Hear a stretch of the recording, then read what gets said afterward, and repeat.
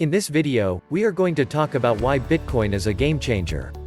So before starting this video, please like this video, and subscribe to our channel for the future updates. Bitcoin has increased by more than 100% in 2021 and by more than 600% in the last year. For the first time, the market capitalization surpassed $1 trillion. Bitcoin's current value is due to its acceptance and adoption. Tesla has stated that it will accept Bitcoin payments from consumers, and fintech giants PayPal and Square now allow users to buy and sell cryptocurrency, as well as theoretically transact with it in shops. Institutional investors cannot afford to miss out on the cryptocurrency industry, which now has a market capitalization of over $2 trillion. With over 8,000 individual accounts trading the contracts, CME Bitcoin futures have seen 40 active futures expiration settlements. On average, 12,500 CME Bitcoin futures contracts, equivalent to approximately 62,300 Bitcoin, have traded every day since the beginning of the year. Although futures have become an important tool for institutions, the amount of capital required to enter the market has increased dramatically. For example, at the highs, 5 Bitcoin x $63,000 for one of CME's standard Bitcoin futures contracts, pricing several participants out. Micro Bitcoin futures were launched this week in response to a demand for smaller-sized contracts that provide easier access to a controlled Bitcoin futures market. One Bitcoin future is equal to 5 Bitcoins. However, the micro contract is 1/50th the size of this, or 1/10 of a Bitcoin. Let's start. Bitcoin game changer. Not all of the news in a banner year for cryptocurrencies, so far, would be positive. Since January, when Bitcoin and other digital coins skyrocketed in value, the toll they're taking on the world has gotten a lot more publicity. A prominent figure Bitcoin backers have flocked to the defense of their favorite digital currency.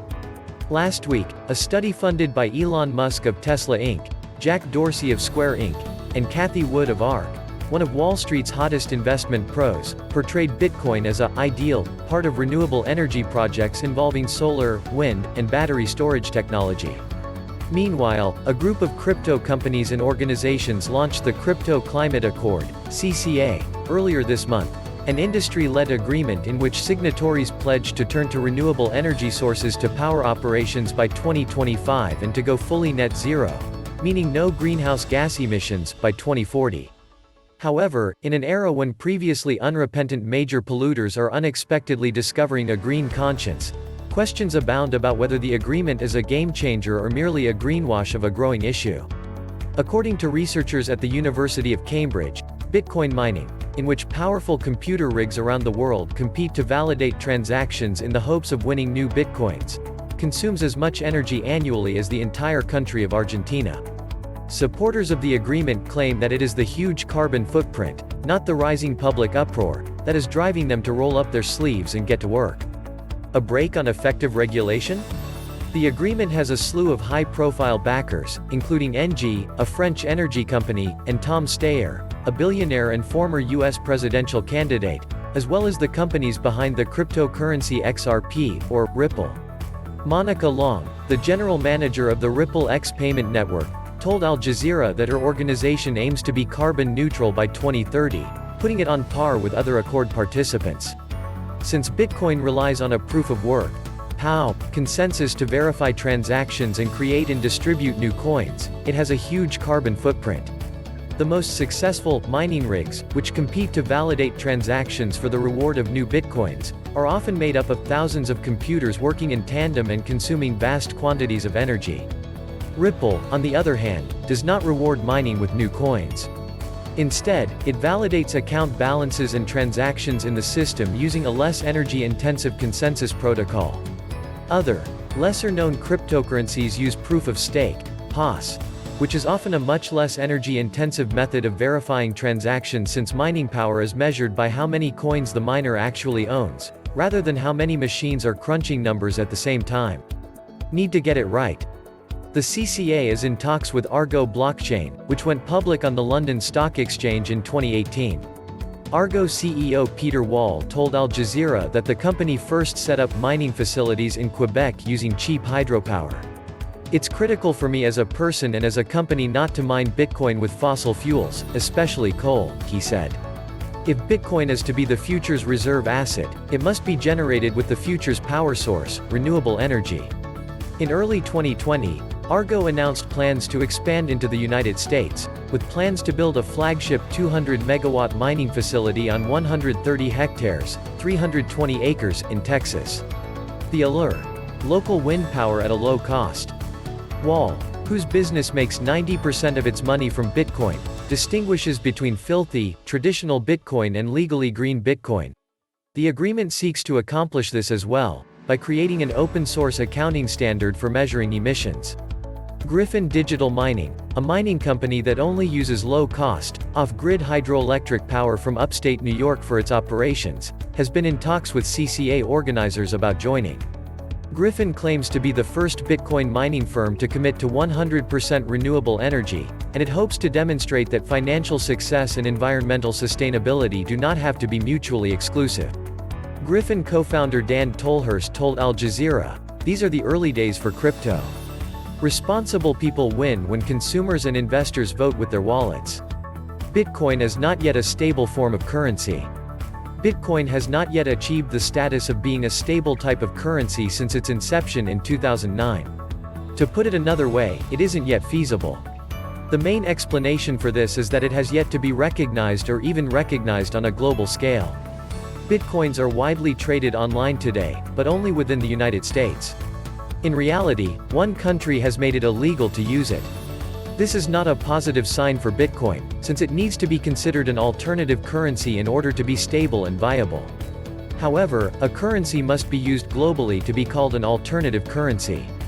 Bitcoin is not yet regulated. Another explanation for the volatility of Bitcoin's price is that it is not governed by central banks or governments. Currency must be properly controlled in order to remain stable. Furthermore, the price of Bitcoin is usually influenced by the supply and demand of cryptocurrencies as determined by trading exchanges. However, due to a lack of proper oversight, this can also lead to unethical behavior. These activities, which are actually taking place in online trading, cannot be avoided or prevented without legislation. Wash trading is a prime example of unethical conduct. Wash trading is a means of manipulating the market in which a group buys and sells the same assets several times in order to inflate trading volumes. This is usually done to make investors feel more capable and trustworthy. As a result of this activity, investors can become uncontrollably aggressive in increasing their trading volume, resulting in a volatile exchange rate. Recent improvements in Bitcoin. Bitcoin use, on the other hand, has risen over time due to network effects. The network effect occurs when the value of a service or a good increases as the number of people who use it grows. Bitcoin is now more common than it was in the year it was created. If this trend continues, Bitcoin will one day be recognized as a global alternative currency. Furthermore, the decrease in wash trading activity may be an indication that Bitcoin will be regulated in the near future. Many people who were initially skeptical of Bitcoin have now become persuaded that it has a brighter future than it does now, thanks to these recent developments. More futures accessibility. Because of the smaller scale, the initial margin requirements for a micro Bitcoin contract, the minimum sum an investor must post to buy or sell a contract, would be cut in half, making Bitcoin futures trading accessible to accounts with as little as $5,000. Day traders and sophisticated, active institutional investors who usually trade in the cash market or have been hesitant to trade futures now have access to futures. These new micro-futures could potentially open up a new demographic of active retail traders, as much of the value and liquidity has been exchanged by institutions. According to a survey conducted by Gemini, a cryptocurrency exchange, the number of cryptocurrency traders in the United States is just over 21 million. This figure, which is expected to double by 2021, excludes millions of traders based outside the United States. If the market capitalization of Bitcoin rises, so does the amount of traders who are exposed to Bitcoin price movements. Not all would want to use a cash exchange to buy and sell Bitcoin. What do you think of our video? Let me know in the comment section below. If you enjoy this video and want to hear from me again, be sure to hit that subscribe button before you go.